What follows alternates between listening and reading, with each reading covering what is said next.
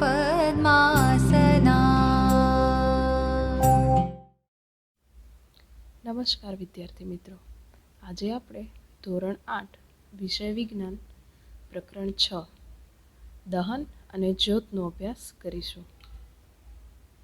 પ્રસ્તાવના: આપણે ઘરમાં, ઉદ્યોગોમાં તથા વાહનો ચલાવવા વિવિધ પ્રકારના બળતણ વાપરીએ છીએ, જેમાં છાણા, લાકડા, કોલસો, petrol, diesel, compressed natural gas એટલે કે CNG વગેરેનો ઉપયોગ કરીએ છીએ. દહન એટલે શું? જે રાસાયણિક પ્રક્રિયા દરમિયાન પદાર્થ ઓક્સિજન સાથે પ્રક્રિયા કરીને ઉર્જા એટલે કે ગરમી ઉત્પન્ન કરે છે તેને દહન કહે છે. ઉદાહરણ તરીકે, કોલસાને હવામાં સળગાવતા કાર્બન ડાયોક્સાઇડ, ગરમી અને પ્રકાશ ઉત્પન્ન થાય છે. તેવી જ રીતે મેગ્નેશિયમની પટ્ટીને સળગાવતા મેગ્નેશિયમ ઓક્સાઇડ બનાવે છે. જે પદાર્થનું દહન થાય છે તેને દહનશીલ પદાર્થ કહે છે. તેને બળતણ પણ કહેવાય છે. બળતણ એ ઘન, પ્રવાહી કે વાયુ કોઈપણ સ્વરૂપે હોઈ શકે છે. દહન દરમિયાન પ્રકાશ જ્યોત સ્વરૂપે કે ધગધગતા પ્રકાશ સ્વરૂપે પેદા થાય છે. આપેલા કોષ્ટકમાં કયો પદાર્થ દહનશીલ છે એટલે કે સળગી શકે છે અને કયો પદાર્થ અદહનશીલ છે તે આધારે કોષ્ટક પૂર્ણ કરો. સૌપ્રથમ પદાર્થ આપેલો છે લાકડું, તો લાકડું છે એ દહનશીલ પદાર્થ છે. તે જ રીતે અન્ય પદાર્થોની સરખામણી કરી અને તે દહનશીલ છે કે નહીં તેના આધારે કોષ્ટક પૂર્ણ કરો.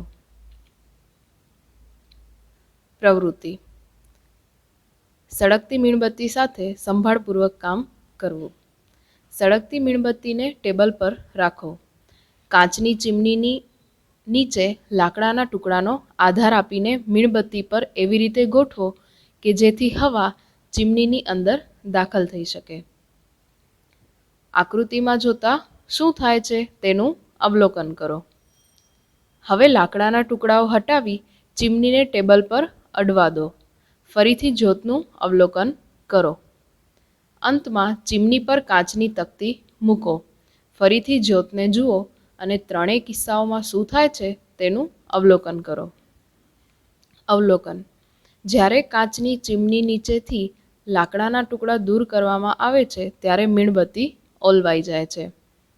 નિર્ણય: દહન માટે હવા જરૂરી છે. આમ જ્યારે લાકડાના ટુકડા હટાવી લેવામાં આવે છે ત્યારે મીણબત્તીને હવા મળતી બંધ થઈ જાય છે. હવા ન મળવાને કારણે તેને ઓક્સિજન પણ મળી શકતો નથી. આમ મીણબત્તી ઓલવાઈ જાય છે. જ્વલન બિંદુ: જે નીચામાં નીચા તાપમાને પદાર્થ સળગે છે તે તાપમાનને તેનું જ્વલન બિંદુ કહે છે. જુદા જુદા પદાર્થ જુદા જુદા તાપમાને સળગે છે.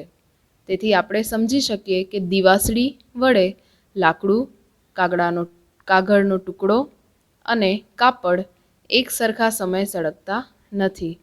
દરેકને સળગવા માટે જુદા જુદા તાપમાનની જરૂર પડે છે. આમ આપણે જાણ્યું કે જ્વલનશીલ પદાર્થ ત્યાં સુધી દહનની શરૂઆત નથી કરતો જ્યાં સુધી તેનું તાપમાન તેના જ્વલન બિંદુથી નીચું હોય.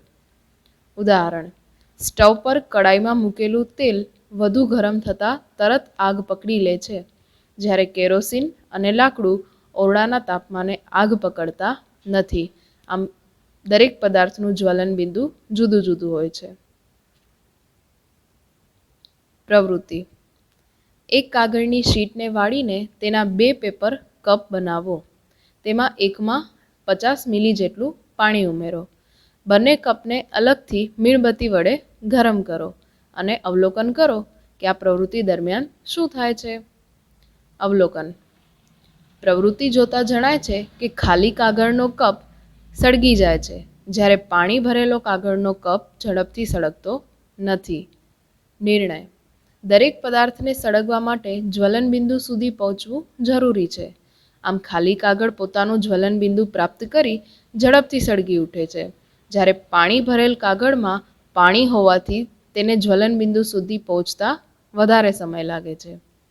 આમ જે પદાર્થનું જ્વલન બિંદુ નીચું હોય અને તે જ્યોત વડે સરળતાથી આગ પકડી લેતા હોય તો તેવા પદાર્થોને જ્વલનશીલ પદાર્થો કહેવાય છે. પેટ્રોલ, આલ્કોહોલ, પ્રવાહીકૃત પેટ્રોલિયમ વાયુ વગેરે જ્વલનશીલ પદાર્થોના ઉદાહરણ છે. આપણે આગને કઈ રીતે નિયંત્રિત કરીએ છીએ?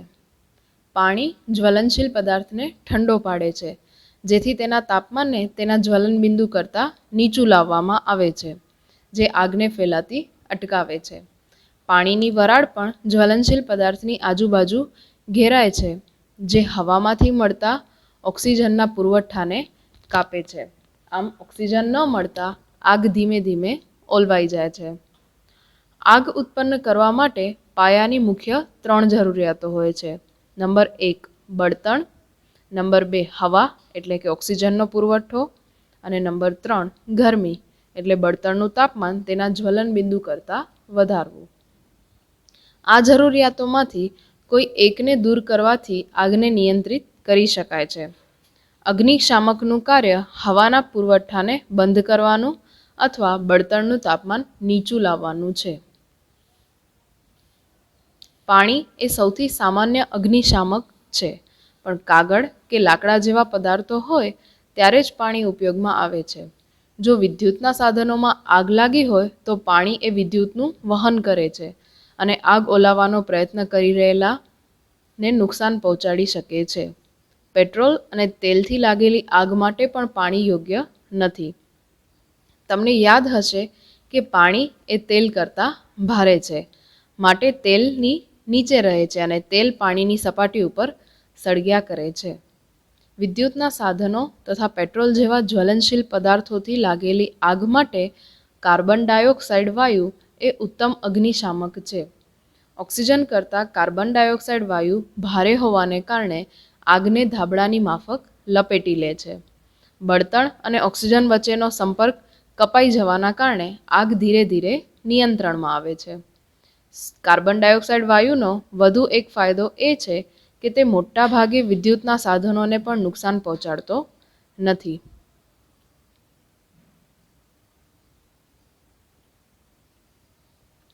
દહનના પ્રકારો. વાયુ ઝડપથી સળગે છે તથા ઉષ્મા અને પ્રકાશ ઉત્પન્ન કરે છે. આવા દહનને ઝડપી દહન કહે છે. ઉદાહરણ તરીકે ફોસ્ફરસ જેવા પદાર્થો ઓરડાના તાપમાને પણ સરળતાથી સળગી ઉઠે છે. સળગવાના જે પ્રકારમાં પદાર્થ અચાનક કોઈ દેખીતા કારણ વગર જ ભડકો થઈ સળગી જાય તેને સ્વયંસ્ફુરિત દહન કહે છે. તહેવારોના દિવસોમાં આપણે ફટાકડા ફોડીએ છીએ. જ્યારે ફટાકડાને સળગાવવામાં આવે ત્યારે ગરમી, પ્રકાશ અને અવાજની ત્વરિત પ્રક્રિયા થાય છે. આ પ્રક્રિયા દરમિયાન મોટા જથ્થામાં ઉત્પન્ન થતો વાયુ બહારની તરફ છૂટો થાય છે. આવી પ્રક્રિયાને વિસ્ફોટ કહેવાય છે. કોલસાના ભૂક્કાના સ્વયંસ્ફુરિત દહનને કારણે કોલસાની ખાણમાં ઘણીવાર ભયાનક આગ લાગે છે. સ્વયંસ્ફુરિત દહન ઘણીવાર સૂર્યની ગરમીથી કે વીજળીના પડવાથી પણ થતું હોય છે. જોકે મોટાભાગના દાવાનળ એટલે કે જંગલની આગ માણસની લાપરવાહીને લીધે પણ થતી હોય છે. એ યાદ રાખવું જોઈએ કે જ્યારે પિકનિક કે મુલાકાતો પછી જંગલમાં તાપણા સંપૂર્ણ ઓલવી નાખવા જોઈએ. જ્યોત. મીણબત્તી, મેગ્નેશિયમની પટ્ટી, સ્ટવ, કેરોસીન લેમ્પ અને કપૂર જેવી વસ્તુઓને સળગાવવાથી જ્યોત ઉત્પન્ન થાય છે. જ્યોતનું બંધારણ. મીણબત્તીની જ્યોતના વિવિધ ભાગો દર્શાવેલા છે. જે પદાર્થનું દહન દરમિયાન બાષ્પીભવન થાય તે જ્યોત આપે છે. મીણબત્તીની જ્યોતનો સૌથી ઉપરનો ભાગ વધારે ગરમ હોય છે, જે ભૂરો રંગ ધરાવે છે અને સંપૂર્ણ દહનવાળો ભાગ છે. મીણબત્તીનો મધ્ય ભાગ અપૂર્ણ દહનવાળો વિસ્તાર છે, જે પીળા રંગનો હોય છે અને તે મધ્યમ ગરમ હોય છે. મીણબત્તીના જ્યોતનો સૌથી અંદરનો વિસ્તાર જ્યાં દહન થતું નથી અને તે કાળા રંગનો જોવા મળે છે. બળતણ એટલે શું? ઘરેલું તથા ઔદ્યોગિક જરૂરિયાતો માટે ઉષ્મા ઉર્જાના સ્ત્રોત તરીકે મુખ્યત્વે લાકડું, કોલસો, પેટ્રોલ, કેરોસીન હોય છે. આવા પદાર્થોને જ બળતણ કહે છે. સારા બળતણના ગુણધર્મો: જે તરત જ ઉપલબ્ધ હોય, જે મધ્યમ દરે પ્રાપ્ત હોય, જેનું હવામાં સારી રીતે દહન થતું હોય, તે મોટા પ્રમાણમાં ઉષ્મા એટલે કે ગરમી ઉત્પન્ન કરતું હોય, તે કોઈ જ અનિચ્છનીય પદાર્થોના અવશેષો છોડતું ન હોય, તો આવા બળતણને સારા બળતણ તરીકે ઓળખવામાં આવે છે.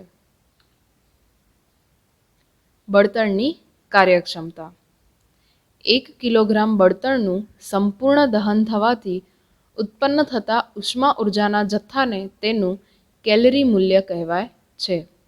બળતણના કેલરી મૂલ્યને કિલોજૂલ પ્રતિ કિલોગ્રામ એકમ વડે દર્શાવવામાં આવે છે. કોષ્ટક 6.4માં જુદા જુદા બળતણના કેલરી મૂલ્ય આપેલા છે. બળતણનું દહન હાનિકારક પદાર્થોનું ઉત્પાદન પ્રેરે છે.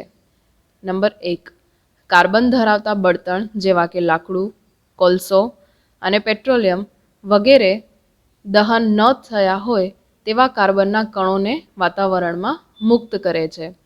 આ સૂક્ષ્મ કણો ખૂબ જ ભયાનક પ્રદૂષકો છે, જે શ્વાસ સંબંધિત રોગ જેવા કે અસ્થમા પ્રેરે છે. સદીઓથી લાકડાનો ઉપયોગ ઘર વપરાશના તથા ઔદ્યોગિક બળતણ તરીકે થતો આવ્યો છે, પરંતુ હવે કોલસા અને એલપીજી જેવા બળતણ દ્વારા તેનું સ્થાન લેવામાં આવ્યું છે. આપણા દેશના ઘણા ગ્રામીણ વિસ્તારોમાં લોકો હજુ પણ લાકડાનો ઉપયોગ કરે છે, કારણ કે તે સરળતાથી મળી રહે છે અને પ્રમાણમાં સસ્તું હોય છે. જોકે લાકડાને બાળવાથી ખૂબ જ ધુમાડો થાય છે, જે લોકોના સ્વાસ્થ્ય માટે હાનિકારક છે. તે શ્વાસ સંબંધિત મુશ્કેલીઓ ઊભી કરે છે. વળી વૃક્ષો આપણને ઘણી બધી ઉપયોગી નીપજો આપે છે, જે બધી જ તેને બળતણ તરીકે વાપરવાથી નાશ થાય છે. વળી વૃક્ષો કાપવાથી વન નાબૂદી જેવા મોટા કારણો પણ ઊભા થાય છે, જે પર્યાવરણ માટે જોખમી છે.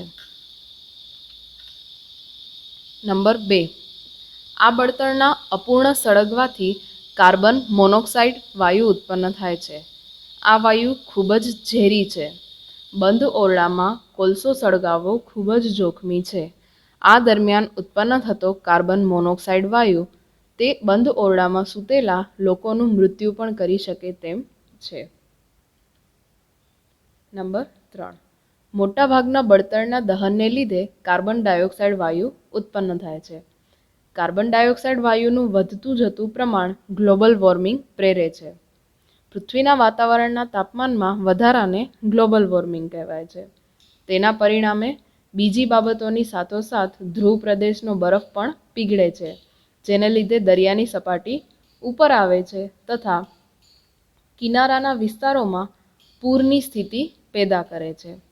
બની શકે કે નીચાણવાળા પ્રદેશો હંમેશા માટે ડૂબી પણ જાય. આભાર.